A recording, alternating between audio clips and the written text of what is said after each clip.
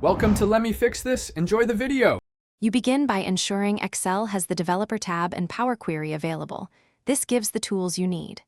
Connect your primary data source now, CSV, database, or API, and import a sample table so you can test steps. Once connected, create a new workbook or clone the template you'll automate. Name it clearly. Decide if you want a macro-driven workbook, Power Query flows, or a full add-in for reuse. This establishes the foundation and prevents rework later. Now you craft the core process. Clean and shape data with Power Query so transformations are repeatable. Each applied step is your version history.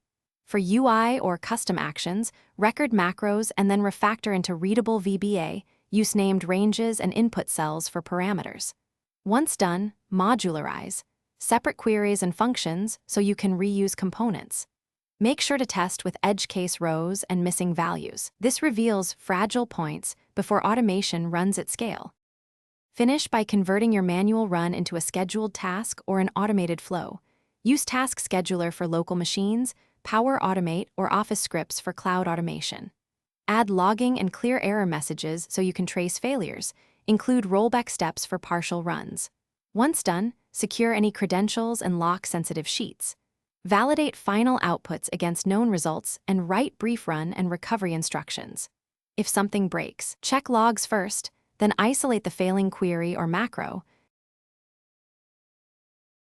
Thanks for watching. If you found this helpful, don't forget to like and subscribe.